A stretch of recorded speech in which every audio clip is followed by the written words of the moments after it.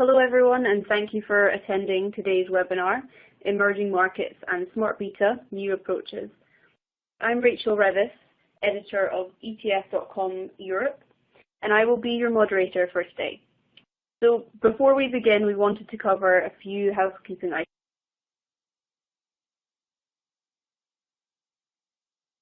items. At the bottom of your audience console are multiple application widgets you can use.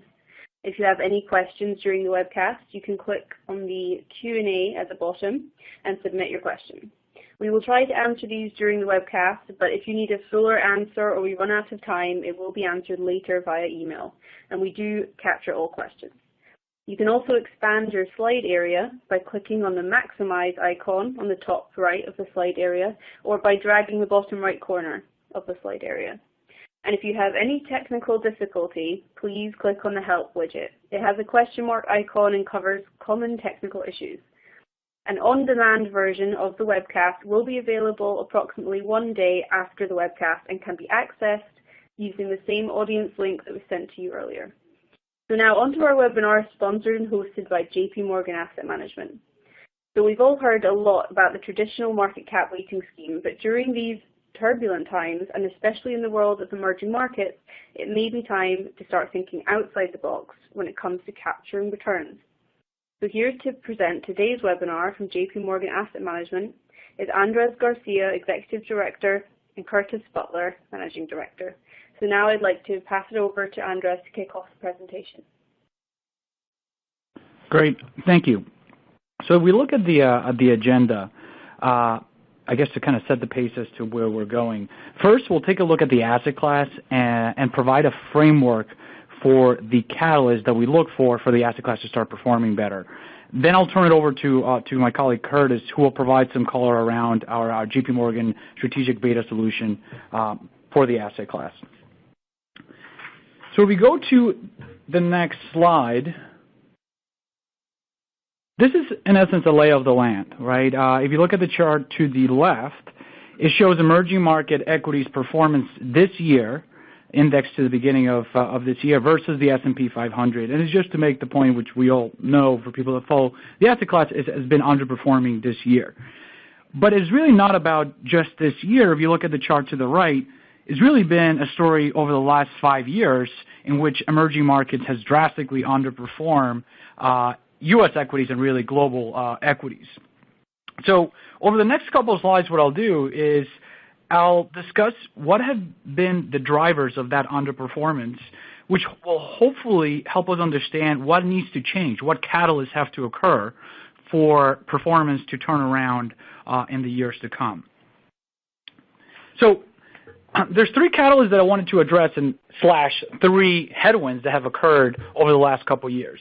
So if we go into to the next slide, and by the way, for a couple of slides, they're actually taken from the U.S. Guide to the Markets here in the United States for those people that are familiar with the Market Insights program. This is one of them, right? So in case you follow the Guide to the Markets, this is page 52 from the guide. And the reason that I like this slide to discuss the first catalyst is that for emerging markets, one of the big headwinds has been that if you think about emerging markets, why do you go to emerging markets? You go for growth, right? It's the place that is developing faster than the developed world and therefore offers greater opportunities from that perspective. The chart to the left here, that gray line, shows emerging market GDP growth estimates minus developed market GDP growth estimates. In essence, what is that spread between EM growth and the developed world? And historically, the question around does EM grow faster than DM, the answer historically is yes. The question is by how much, right? So for instance, just to give you a sense of this chart, from 2003 all the way to 2007, you can see that gray line move up higher. All that basically means is that EM was growing faster than usual versus the developed economies. Now, why does this matter?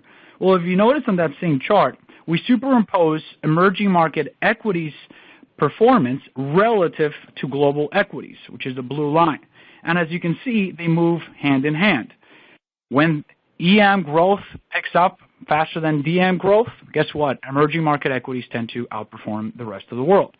And if you fast forward on that same chart from 2011 till today, that growth spread, if you will, has come down, and that's part of the driver, if you will, for the underperformance of emerging market equities. So the question then becomes, if this has been the headwind, are we seeing signs of a turnaround from when it comes to emerging market growth relative to the developed market world? And for that, we can go on to the next slide. This is another slide actually from the Guide to the Markets, page 44, for those familiar with the guide. And what we're looking at in this page is manufacturing PMI index for each of these countries, both in the developed world and the emerging world, for the last couple years. And the best way of thinking about these PMI index is they're a diffusion index, which all basically means is when you're above 50, it tells you that there is acceleration of economic growth. When it's below 50, it means that you're seeing deceleration of economic growth. And even simpler version is when you see red, it means that economy is decelerating. Green, it means it's actually picking up growth. So if you look at this, there's a lot of numbers, there's a lot of colors, but just think about it from the perspective of the top half of this page is the developed world, the bottom half of this page is the developing world, the emerging market world. And as you can see the last couple months, there's a lot more red in the bottom half of this page than on the top half of this page. So to answer the question around, are we seeing leading indicators, are we seeing kind of signs of a turnaround from an economic standpoint, the answer is not yet, right? If anything, countries like China continue to show PMI numbers below 50. And I believe, is that a question there? Or? Oh. Yeah, Andres, I mean, it's clear that the number with China has been below 50 for a while now. So with that being a major emerging market, what does that signify for the turnaround for the rest of the emerging markets in the future? I know you mentioned that it's not there yet, but what kind of time frame are you looking at, especially at this point? Yeah, that's a good question. So when it comes to China, the way that we're looking at it is this. China is going through this transition that's going to take years in which they've depended on investment spending to grow. Think about all the big cities they've been building, all the infrastructure they've been building, to a more consumer-driven economy. And usually consumer-driven economies grow at a slower pace, yet a better quality type pace. So this is actually a transition that they want to do, but it's not going to take days, months, or quarters, right? So unfortunately, we're kind of right now in the transition phase, so you're going to see this deceleration of growth. Having said that, we're not in the camp of a hard landing for China, as we do think that they have both monetary and fiscal policy at their disposal to make the transition happen in a more orderly way than maybe some market participants are looking at it. And one of the signs within their economy that makes us feel more comfortable around our view is that real estate, which has been one of the areas that people have been very concerned in China, has actually started to see signs of life. You've seen a couple of months of uptick in prices, not only for the largest cities, but actually for more than half of the major 100 cities in China. So overall, again, this is a long-term structural change that we're seeing, which is going to be positive, but in the short term, unfortunately, is actually a headwind for growth for the asset class. Now, so I guess if we think about it from a catalyst, can I put a check mark on that catalyst? Not yet, right? We don't see necessarily the leading indicators for us to put a check mark on that catalyst. If we go on to the next slide, this is now the second headwind / potential catalyst going forward, which is we need to see improvement in earnings expectations. So the chart to the left is basically showing you if you index earnings per share, or EPS estimates in dollar terms for a number of different equity markets around the world, you can see that gray line, which is emerging markets, having the worst performance so far, right? So as I said earlier, this is attributed mostly to that kind of lack of growth, which has translated also in a lack of earnings growth for the asset class. So this is not news.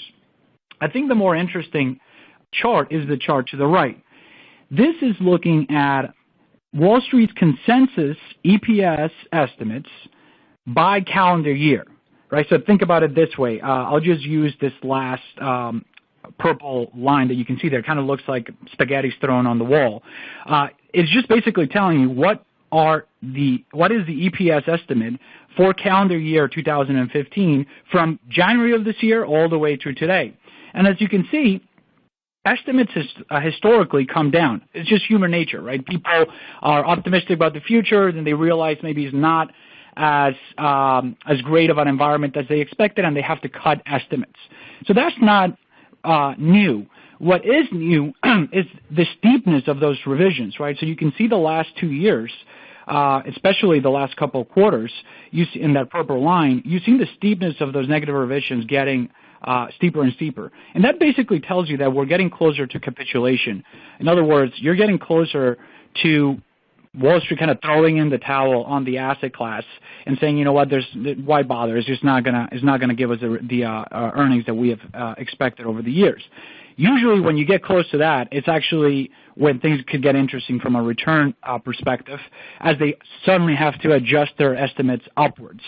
And as an example of that is if you look at the 2009 line and the 2010 line, in which halfway through the year, they actually had to readjust their estimates upwards, which obviously was a positive catalyst for the asset class. So again, I guess similar to the first catalyst, can I put a check mark on this one? Not yet, although the fact that you've seen this steepness and this capitulation in essence is the earlier signs before you start to see those earnings revisions turn upward.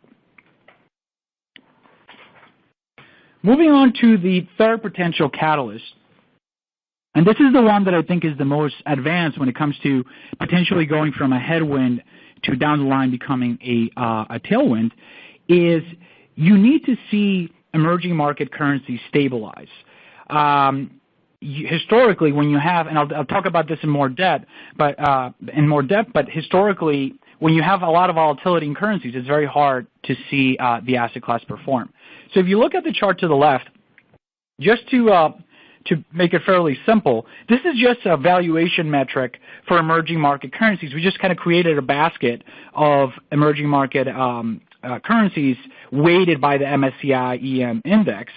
And when you see that blue line above 100, it's basically telling you that currencies as a whole look expensive versus their historical values.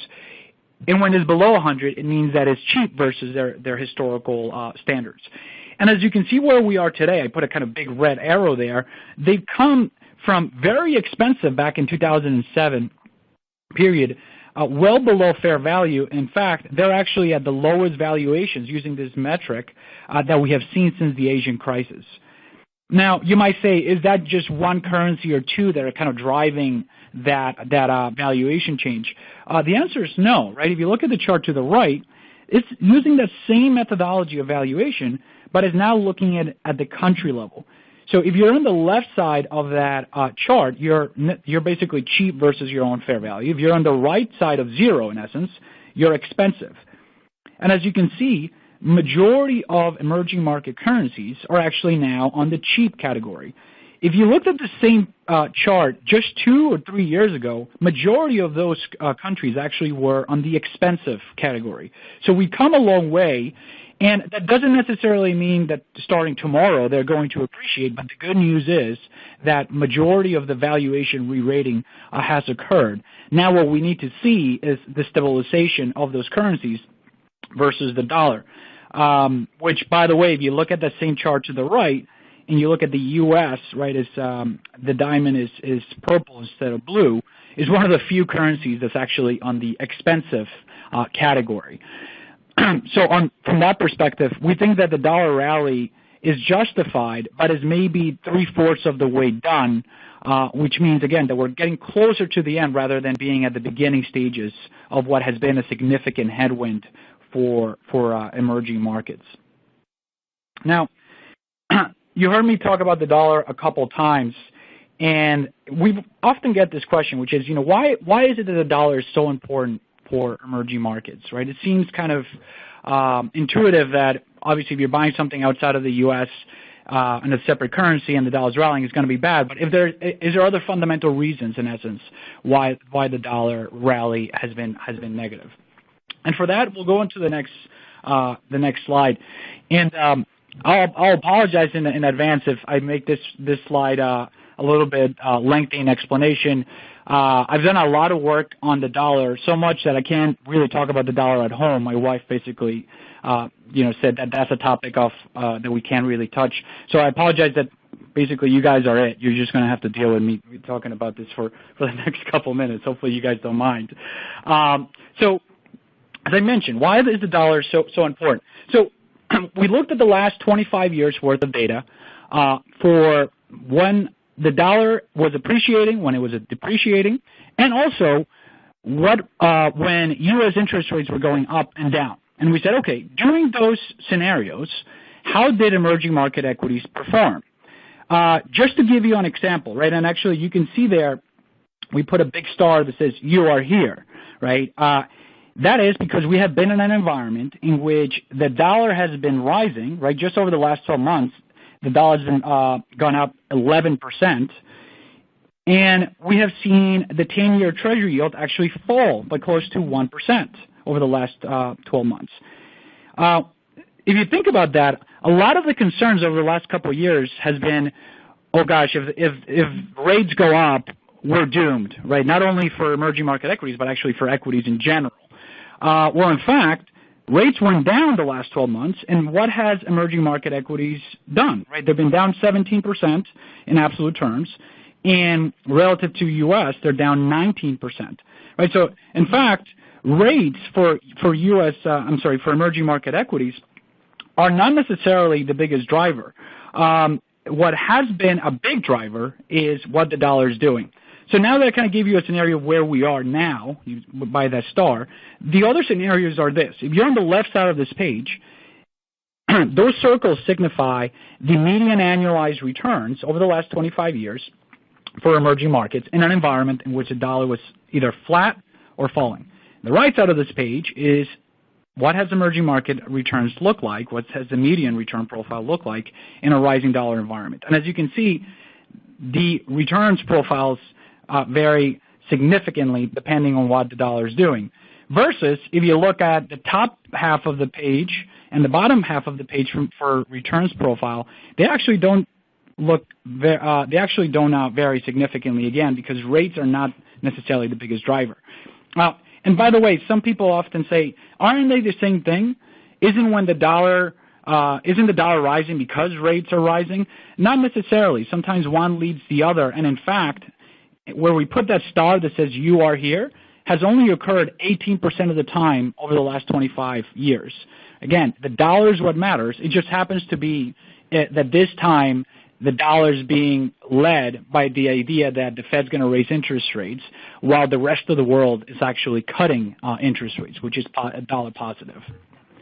Andres, quick question. Is there an intuitive reason why a strong dollar would hurt emerging markets, right? They're exporters, or why a weak dollar would be great for emerging markets? Yeah, no, I think that's a good reminder. As I said, I get lost in the weeds on that one. Thank you for rescuing me from that question, with that question. So yeah, the answer is basically that the dollar is also a representation of kind of how the world looks today, right? So if you think about it simply, in an environment in which the U.S. economy is the nice house in a crummy neighborhood of global growth, that's where the money's going to go, right? That's where the interest is going to be, and therefore capital flows bring money into the U.S., which helps the dollar appreciate. So in essence, a stronger dollar is also the reflection of the world we live in today, which is China slowing while U.S. economy is going through a recovery. So that's, in essence, historically why the dollar rise coincides with all the things that we just discussed. And it happened in the 90s, it happens in the early 2000s, and is now occurring today. Okay, so transitioning from this discussion of the dollar, and as I said, just kind of emphasize, we think we're closer to the end rather than the beginning of this dollar rise regime, if you will. Nevertheless, it is still continuing to be a headwind. It's a good maybe time to talk about valuation, because ultimately, I just discussed a number of different headwinds that we've seen, but the question, the main question then becomes, what's priced in already? And for that, we could look at the chart to the left on this page, which looks at emerging market index price-to-book ratio. Now, the reason we are emphasizing price-to-book here over, for instance, price-to-earnings, is that price-to-book tends to be stickier throughout different business cycles versus earnings tend to be a lot more cyclical by nature. So this, in essence, becomes a valuation metric that's a little bit stickier for an asset class that tends to be fairly cyclical. So if you think about it from the perspective of where we are now on average, we are in the cheap category for the asset class. Again, is the market aware of all the things that I just discussed? It seems to be the case. Now, that doesn't necessarily imply that we're returning to average valuations tomorrow. You need to see catalysts, positive catalysts, to see the asset class re-rate, hence why we spent some time discussing those three potential catalysts for the asset class. And by the way, that chart to the right, I think is worth emphasizing as well. It shows the return profile over the next 12 months, depending on where the price to book has been when you look at the last 25 years worth of data. You can see where we are now in the current level. And it's just a reminder that, in essence, the return or risk profile or risk return profile does look more favorable now than it has really over the last couple of years. The question is when that re-rating will occur, and we have not seen yet the necessary catalyst for us to kind of ring the bell on the asset class to become a bull story in the medium term. And the last page here is just kind of emphasizing everything that we just discussed. Going back to that checklist that I discussed earlier, really can't put any check marks yet. I think the closest one to a check mark is the stable currencies. But what I will emphasize on this front is that by the time you have two checklists, two out of the three or three of on this checklist, you bet that valuations are not going to be where they are today, right? So, yes, you might want to wait for one of the catalysts to occur, but don't wait too long because historically for this asset class, by the time you have confirmation, it's a bit too late, at least from a valuation standpoint. And maybe this is a good time to transition to my colleague Curtis to discuss how to take advantage of the EM opportunity once it presents itself. Thank you very much, Andres. And again, we covered a lot of material there on the macro side. There'll be ample time at the end of the presentation to submit more questions if you're interested in our views on valuation or the outlook for emerging markets. But on to the potential or a potential solution for clients who are looking for a way to access this coming opportunity when things look like they could turn. So as you may or may not know, JP Morgan has a very long history of managing portfolios in emerging markets. We currently have a very diversified platform of active equity strategies ranging from completely unconstrained stock picking to more rules-based benchmark-aware strategies. The most recent addition to our platform is JPEM, a strategic beta ETF we launched just about 1 year ago. The anniversary is coming up on January 7th. And we find this a very exciting addition to JP Morgan's platform, very exciting opportunity for our clients. Number one, because we recognize the incredibly strong demand there is for cost-effective beta access to equities in general and emerging markets specifically. But this vehicle, this ETF, allows us to introduce such a cost-effective product, but also incorporate the insights that our vast experience managing active portfolios have provided us over the years. And that has led us to the construction of a strategic beta ETF that we believe is a credible and attractive alternative or complement to the very impressive and very significant cap-weighted ETFs that you see in the marketplace today. So over the next few slides, I will offer a high-level description of how we think about strategic beta in emerging markets and the insights that went into the development of our ETF and how we think those insights can contribute to more attractive risk-adjusted returns for our clients. So if you look at the next slide, very similar to the way we talk about all of our strategies on the equity side of JP Morgan, we have built a product with portfolio construction and security selection in mind, so two parts of the process. And what is our objective here? As mentioned, you'll probably hear me say this a lot, and Andres will throw something at me if it's too often, but we're seeking to provide better risk-adjusted returns, or more simply put, a smoother ride for our clients, so they are prepared to withstand the inevitable cyclical downturns in the asset class and have more sustainable returns and strong returns that allow them to enjoy the upside as well. And how do we seek to do this?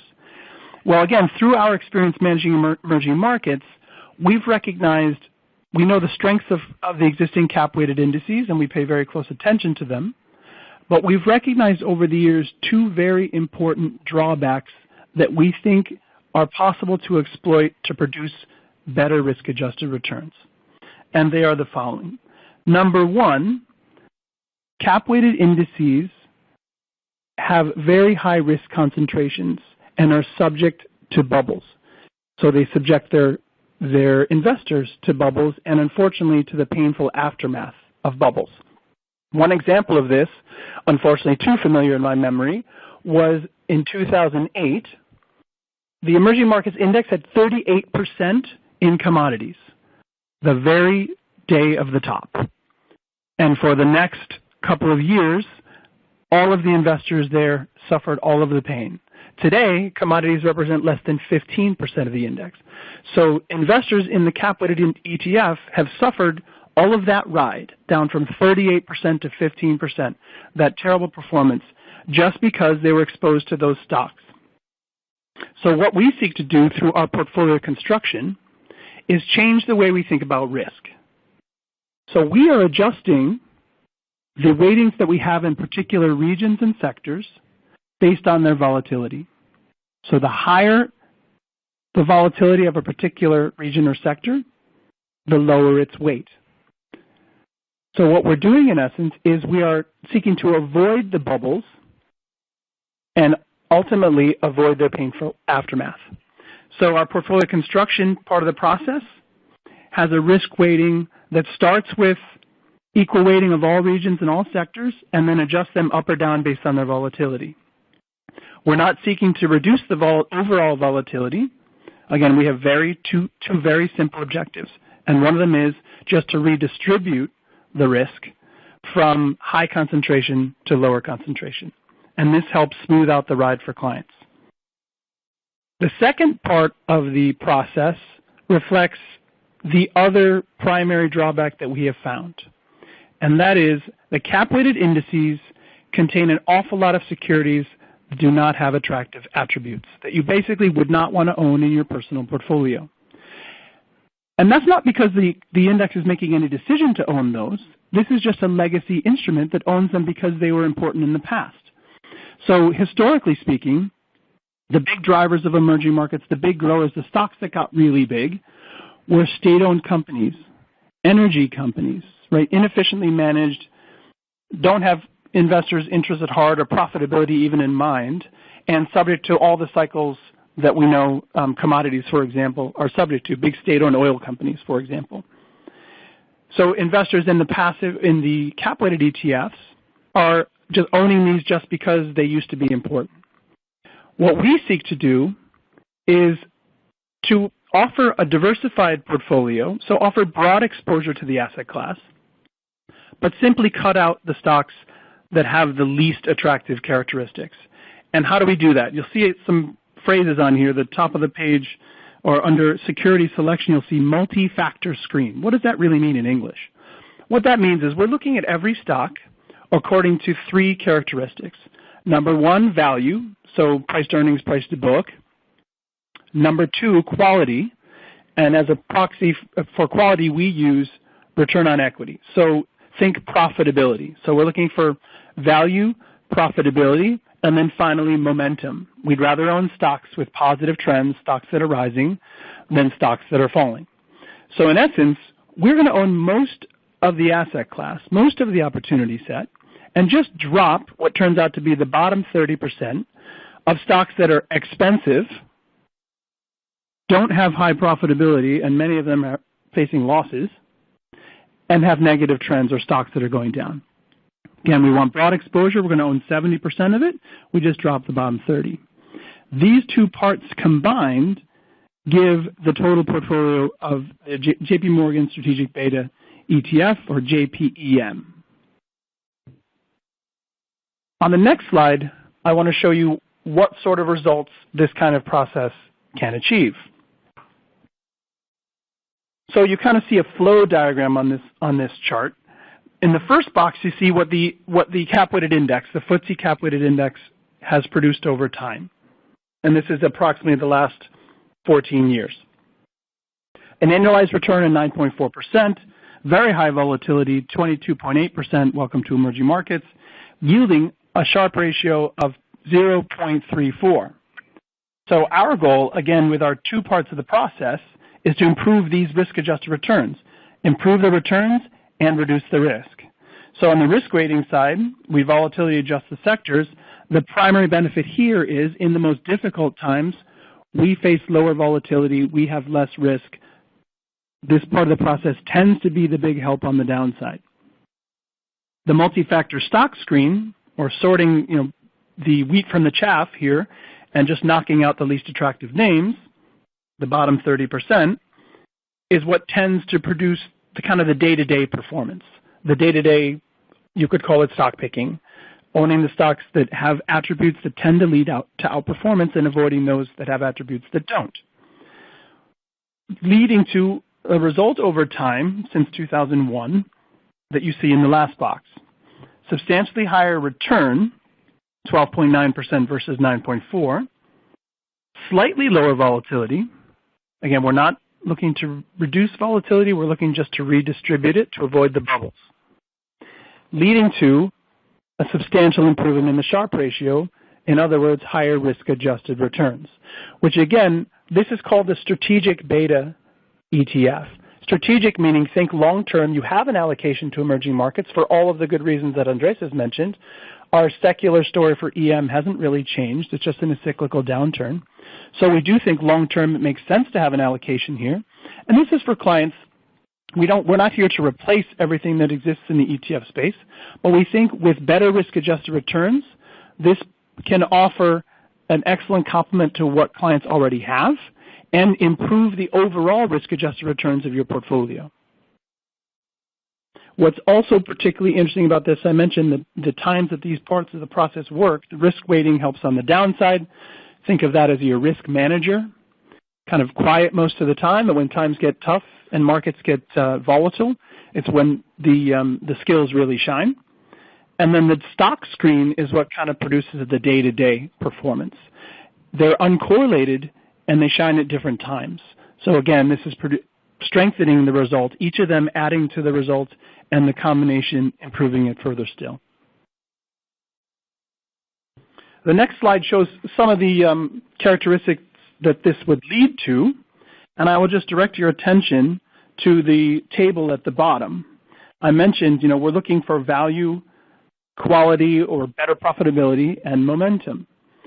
So you'll see there are kind of three groupings here, JPEM, which is our ETF, FTSE Emerging, which is the cap-weighted index, and then what we call the dead weight. That's the 30% of names that we drop out. Well, you'll see the characteristics of the dead weight are very unattractive.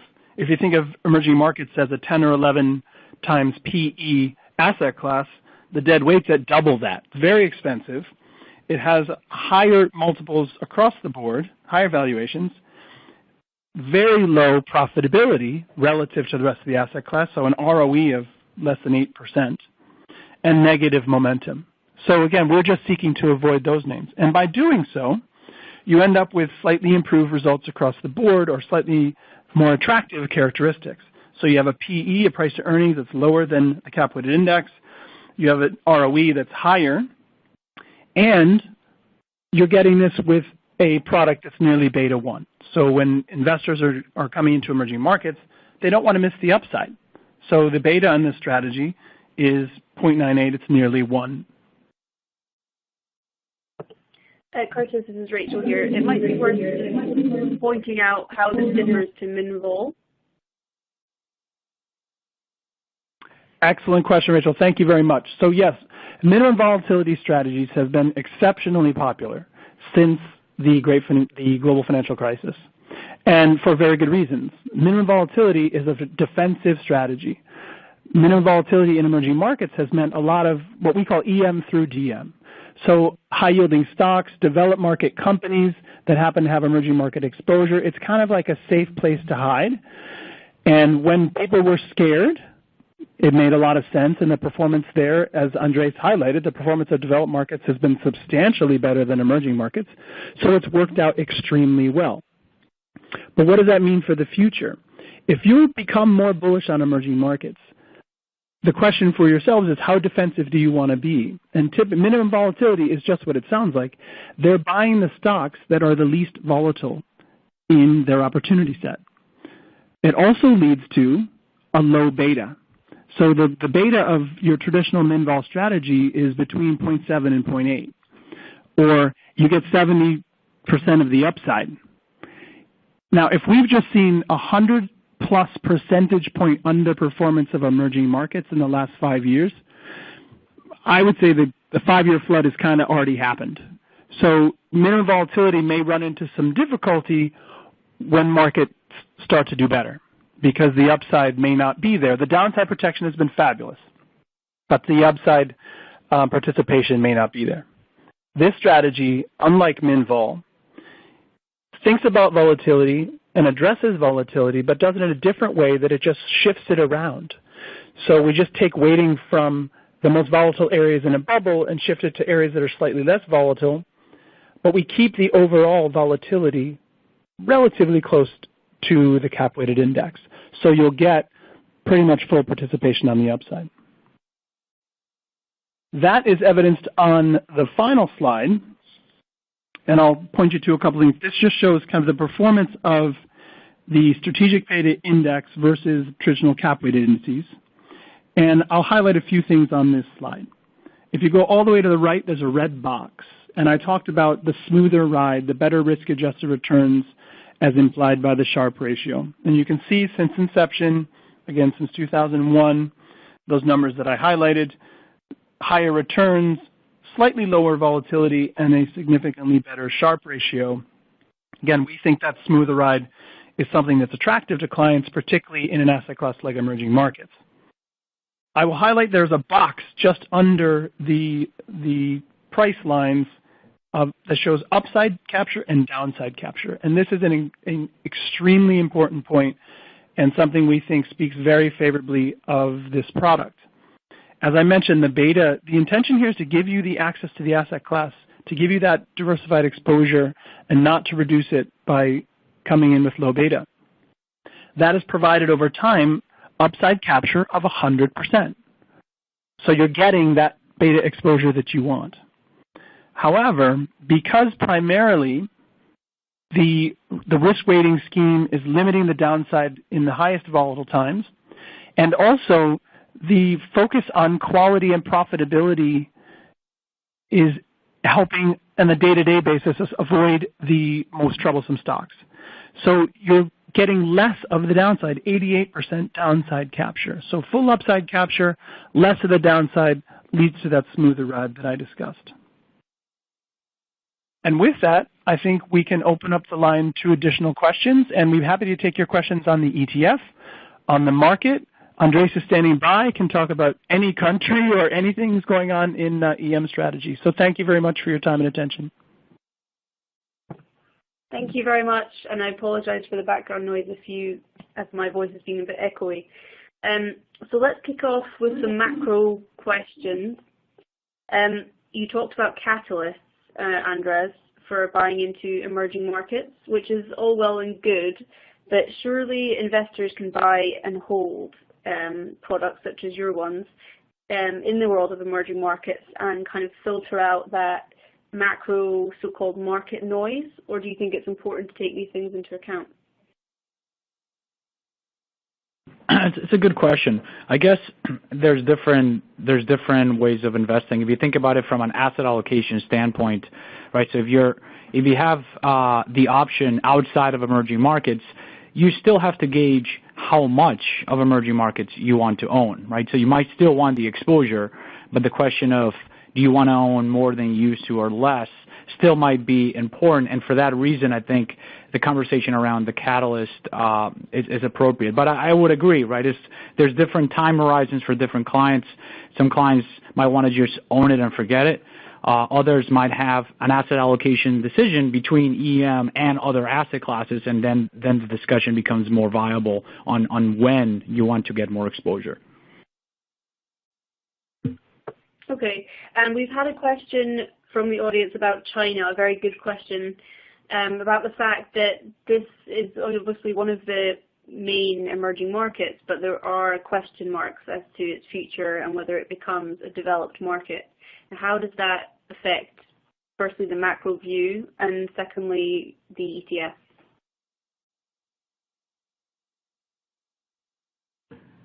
I guess I'll address it from an economic standpoint, and chime in, Curtis, if you want, from an ETF perspective. I think China, although it is the second largest economy in the world, it is still by no means of the imagination a developed economy. If you measure it from GDP per capita standpoint, or if you travel to central China, you quickly realize that you're still in an emerging market. So I don't see it necessarily as a concern as an investor that China is going to get away from being an emerging market anytime soon. Just to give you a sense, just from an urbanization standpoint, China just crossed the mark of 50% of their population living in cities versus living out in the farmland. In the United States, for instance, is close to 84%, right? So that's another metric that kind of tells us that there's still a long way for China to be developed or considered developed from an economic standpoint. But I'll turn it over to Curtis to see from an ETF perspective or from a portfolio construction perspective based on the weightings. And just to follow up on what Andres said about the Chinese economy, per capita GDP is what, 1/7 that of the U.S.? Yeah. Right, 1 in 10 Chinese people has a car. So they have a long way to go. On the ETF side, I'll turn you back to slide 20 when we showed the characteristics of the ETF. So as I mentioned, our starting point is we have different regions and sectors that we look at. And our starting point is to think of, since we're thinking of the risk, we're starting with the idea that let's have them roughly equal weighted. Right, we don't want to let these risk concentrations get out of control just because valuations are rising or there's a bubble forming. So our starting point is kind of equal weighted, and then, as I said, we adjust them for the volatility. Now, if you're doing any kind of adjustment, China is huge in the index. So as of yesterday, it's approaching 30% of your standard emerging markets index.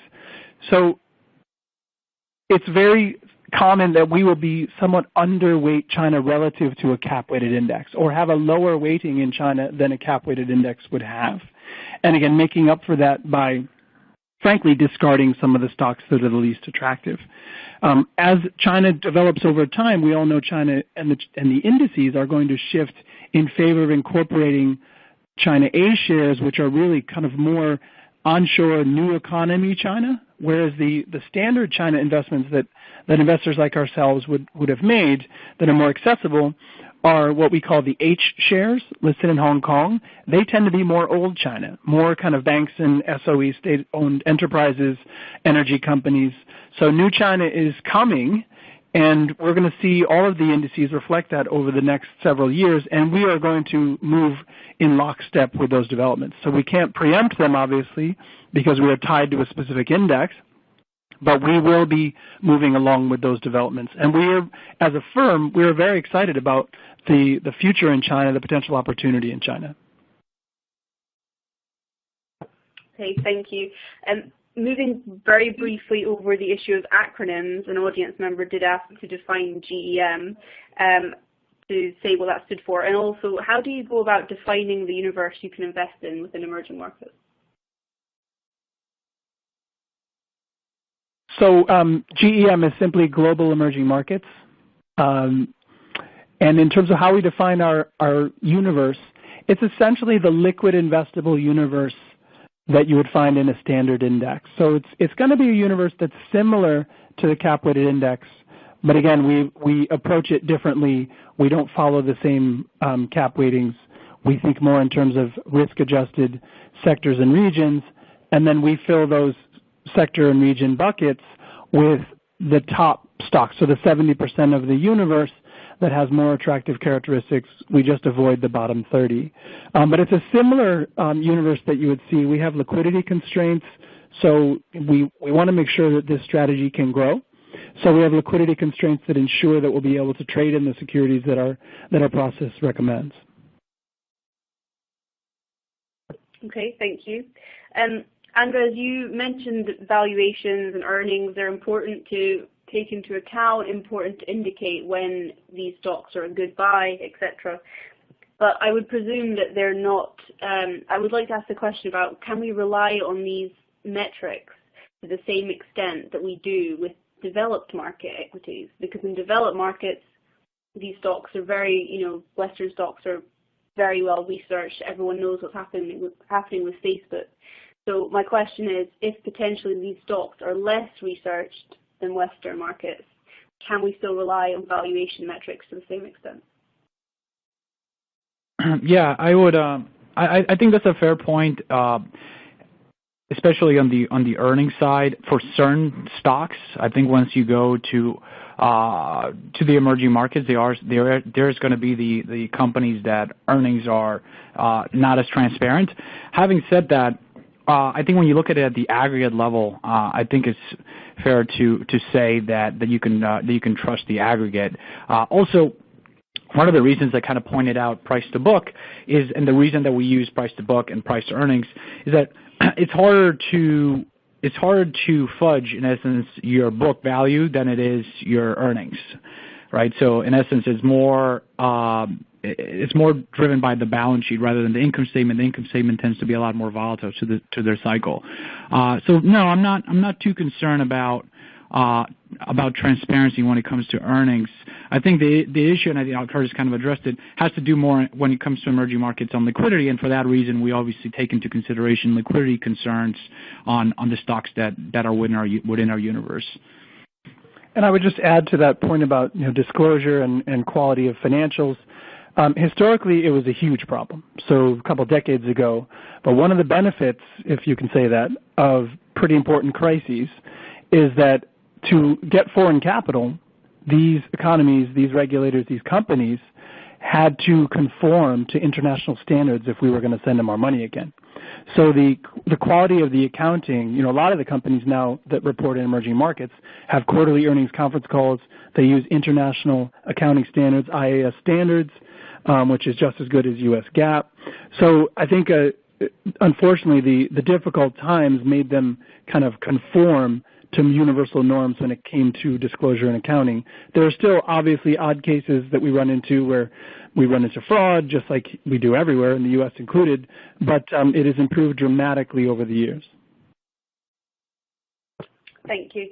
Andres, I liked your extensive research on the U.S. dollar, and certainly our viewers seem to appreciate it. And one comment. So you're the one. He said that he loved this talk of the U.S. dollar, and it makes me wonder do you think that most investors and advisors looking at this area, emerging markets, do you think generally how important the U.S. dollar is as a driving factor, and do you think there's more education that needs to be done in that area? No, I totally agree that this is an area that the more that we present on it, the more we realize how often this is overlooked, especially when you compare, in essence, dollar significance versus U.S. rate significance, because investors are often told basically to fear the Fed, right? Fear interest rates. A rise of interest rates is, the worst case scenario for emerging markets. And then when we did the work, right, that's the nice thing of basically when you let the numbers speak for themselves, we're scratching our heads and saying, we fear what Fed, right? Historically, rates have been kind of a non-issue. The biggest driver has been currencies, especially the dollar. And I think just last year is a perfect example of that. If we were afraid of rates rising, rates fell, and emerging market equities didn't perform well, right? So I think just recent history kind of proved this point, and I do agree that we're doing our best to kind of educate people on this research, because I think regardless of what your view is of emerging markets, if you have a view on the dollar, right, going back to my earlier point of if you have an asset allocation decision globally and you have a view about the dollar, this work could help assess what your view then is of emerging market equities based on that view of the dollar. And I guess I would just add a lot of the work that Andres and our other colleagues at JP Morgan have done about the effect of interest rates. It makes a huge difference where you're starting. So if we were at a Fed funds rate of 4% right now and we feared it was on its way to 8%, that would have serious implications for growth, for the costs that emerging markets companies are going to bear, for the currencies. But we're starting at 0, and everybody expects it's going to be really, really gradual. So that makes a huge difference as well. Yeah, no, that's a fair point. Not to dwell on it, but I think part of the reason that the level matters is that the reason rates are rising right now, actually just the last couple of weeks, is because we had a stronger payroll here in the U.S. Because in essence things are doing fairly well, in essence because of growth reasons rather than inflation fears, right? So when you have rates rising because of inflation fears like you did in 93, 94. That's a different scenario than when you have rates rising because the growth profile is actually improving a bit. So, and I guess the simple version is it's a lot more complicated than saying fear the Fed and higher rates are bad for emerging markets. There's a lot more to it. Okay, and just briefly while we're talking about this, I think the last kind of macro question here is a question from the audience about the ratio of, the debt to GDP ratio. Obviously, a lot of that is denominated in US dollars, being cheap debt propelling these economies. So just kind of, could you summarize your thoughts on how much of a concern that is as well?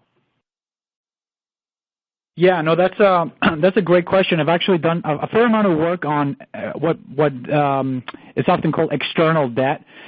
So both countries, meaning sovereign external debt and corporate external debt, and all that means is companies that are issuing debt in dollars, but they happen to operate in other currencies, right? So if you think about a stronger dollar, that puts a lot of pressure on their balance sheets as their debt basically balloons in size because it's in dollars versus their own currency is actually depreciating.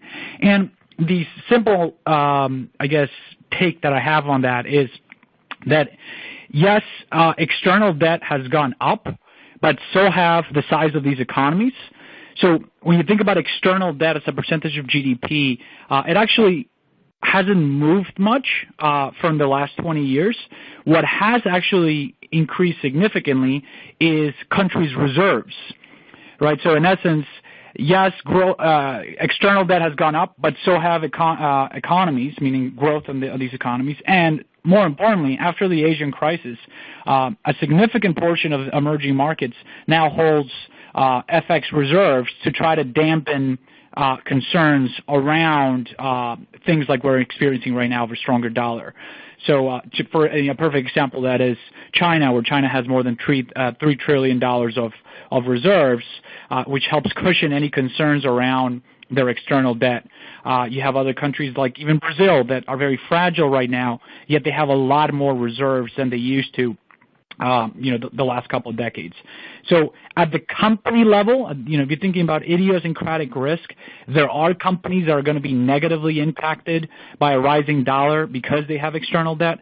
But if you're thinking about it from the asset class perspective, I mean, in other words, systemic risk, I'm not too concerned about external debt being something that we should be worried about.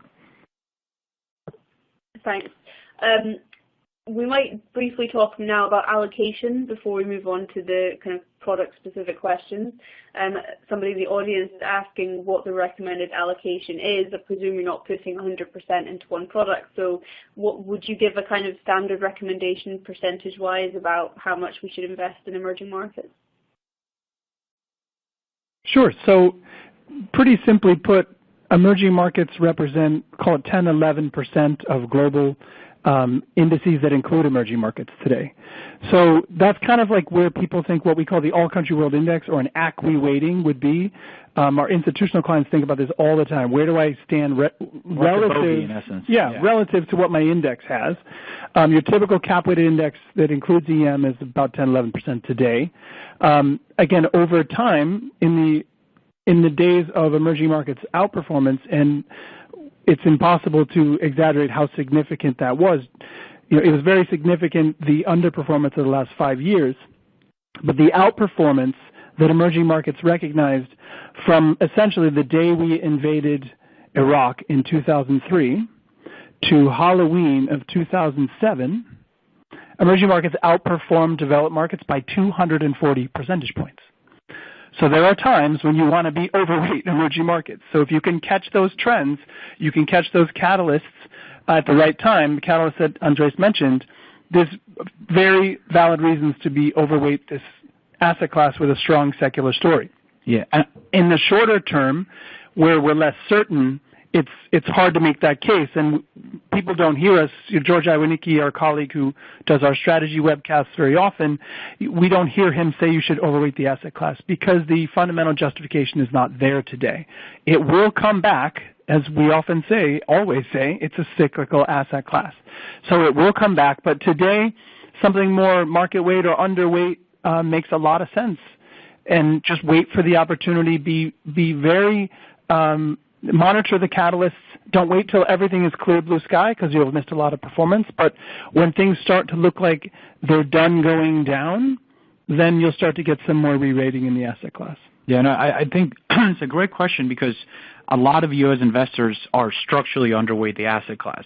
You know, when I traveled a lot within the U.S., I talked to a lot of financial advisors. Usually you hear 3-4% is kind of their bogey, if you will, out of global equities for emerging markets. And if you think about global equities, EM representing 10 to 11% of global equities, in essence, you're already structurally underweight the asset class, regardless of what your view is over the next 3 to 5 years. So I think it's a good question and one to keep in mind for people that have zero exposure. That's not being underweight. That's just being structurally actually out of the picture for a fairly large asset class. So we just have a few minutes left. So can I just ask you very quickly about turnover of the product and the smart beta effect, if you like, when that could potentially increase turnover? What do you say to that, and how is that dealt with? Sure. So EM is an inherently, emerging markets is inherently more volatile asset class. So some of the signals that we use try to respond to movements that happen more short term. So price momentum is 8 months price momentum. With that kind of volatility, valuations can change. So it's going to be a higher turnover strategy than you would see in developed markets. What we've seen that kind of the optimal place for us in terms of not giving up performance, we see turnover of 40 to 50% per year. Okay, and I think the last question before we wrap up is about diversification in emerging markets. Maybe Curtis, could you give a comment on the diversification of the ETF, what kind of stock and sector level? Sure. So as mentioned, we can refer back to that slide 20. It's extremely important for us to be diversified. So this typically, let's use this moment in time, roughly about 500 stocks in the portfolio. Our objective is to give you diversified, broad access to the asset class. It's not to pick and choose. That would be an active approach. We want to own the opportunity set minus the stocks that don't fit our parameters. And this is a very rules-based strategy. We're not making decisions here. We set up very smart rules, and those decisions make themselves. So we're simply taking the whole asset class and just lopping off the bottom 30%, and then those stocks that are too illiquid to trade, which is not a large number. So it's very diversified. Let's call it 500 names. As the asset class grows, that number of names will grow. It's very rules-based and quantitatively driven, so it's not like a person's making a decision on all of those names. It's just really, really smart risk rating and a stock filter combined. Okay, thank you very much to our panelists, Curtis and Andres. I appreciate we didn't get through all the questions, but we will answer them later. And thanks also to our host and sponsor today, JP Morgan Asset Management. A reminder to the listeners that our emerging market webinar series continues this week. Tomorrow we have Don't Call It a Comeback, EM Growth Will Power the Return of Commodities at 2 o'clock Eastern Time. So please keep an eye out for an email from us with further information about how to access the slides on demand and how to record your CE credits. So until then, thank you and goodbye.